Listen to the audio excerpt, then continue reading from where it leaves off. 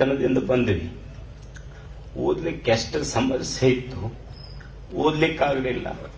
ನನಗಜ್ಜವರು ಸ್ಥಳ ಕೊಟ್ಟು, ಹಾಗಾಗಿ ಸುಮಾರು ಒಂದು ವಾರದೊಳಗನೆ ಇದು ನಿರ್ಣಯ ಮಾಡಿದ್ವಿ. ಏನಂದ್ರೆ ಸುಮಾರು ಒಂದು 5,000 ಮಕ್ಕಳಿಗೆ ಒಂದು ಹಾಸ್ಟೆಲ್ ಮಾಡಿದ್ರೆ ಬಹಳಷ್ಟು ಜನರ ಮಕ್ಕಳಿಗೆ ಇಲ್ಲಿ ಅವಕಾಶ ಮಾಡಿಕೊಡಬಹುದು ಅನ್ನುವಂಥ ಉದ್ದೇಶ ಇಟ್ಕೊಂಡು ಒಂದು 5,000 ಮಕ್ಕಳಿಗೆ ಹಾಸ್ಟೆಲ್ ಜೊತೆಗೆ ಅವರಿಗೆ ಒಂದು ದೊಡ್ಡದೊಂದು 3-4 ಸಾವಿರ ಜನ ಮಕ್ಕಳು ಕೂಡುವಂತ ಒಂದು ಊಟದ ಹಾಲ್, ದಾಸೋಹ ಭವನ ಈ ಸ್ಥಳದಲ್ಲಿ ಆಯ್ತು ಅಂದ್ರೆ ಬಹುಶಃ ನಮ್ಮ ಭಾಗದ ಮಕ್ಕಳಿಗೆ ಅಲ್ಪ ಸ್ವಲ್ಪ ಆದ್ರೂ ನನ್ನಿಂದ ಸೇವೆ ಮುಟ್ಟಿತ್ತು ಅಂತ ನಾನು ಭಾವಿಸ್ತೇನೆ.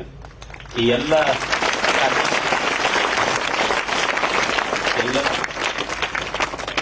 ಹಿರಿಯರು ಬಂದಿದ್ದಾರೆ, ಜನಪ್ರತಿನಿಧಿಗಳು ಬಂದಿದ್ದಾರೆ, ಅಧಿಕಾರಿಗಳು ಬಂದಿದ್ದಾರೆ. ಅವರೆಲ್ಲರ ಪ್ರೀತಿ, ಪ್ರೇಮ, ಹಿರಿಯರ ಸಹಕಾರ ಇರಲಿ.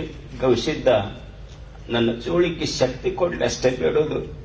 ಇದನ್ನ ಎಷ್ಟು ಜಲ್ದಿ ಸಾಧ್ಯ ಇದೆನೋ ಅಷ್ಟು ಜಲ್ದಿ ಈ ಕಾರ್ಯಕ್ರಮವನ್ನು ಮುಗಿಸಿ 5,000 ಮಕ್ಕಳಿಗೆ ಇಲ್ಲಿ ಅವಕಾಶ ಮಾಡಿಕೊಡ್ಲಿಕ್ಕೆ ಗವಿಸಿದ್ದ ಅದೊಂದು ಶಕ್ತಿ ಕೊಡ್ಲಿ ಅಂತ ಪ್ರಾರ್ಥಿಸಿ, ಈ ಕಾರ್ಯಕ್ರಮಕ್ಕೆ ಎಲ್ಲರೂ ಪ್ರೀತಿಯಿಂದ ಬಂದಿದ್ದಾರೆ. ನೋಡ್ರಿ, ಒಂದು ಫೋನ್ ಮಾಡಿವಿ ಅಷ್ಟೇ, ನಾವ್ ಯಾರಿಗೆ ಏನು ಆಮಂತ್ರಣ ಕೊಟ್ಟಿಲ್ಲ, ಏನೂ ಇಲ್ಲ.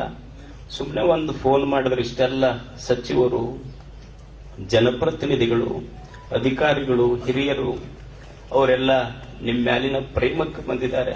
ಅವರ ಪ್ರೇಮ ಸದಾ ಇರಲಿ.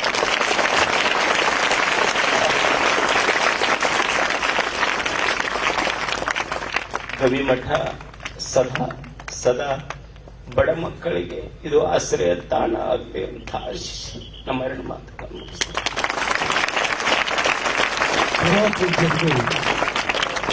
ಪ್ರಣಾಮಗಳನ್ನು ಸಲ್ಲಿಸ್ತಾ, ಪೂಜ್ಯರು ಹೇಳಿದಂತೆ ಈ ಕಾರ್ಯಕ್ರಮ ರೂಪುಗೊಂಡದ್ದು ಅಥವಾ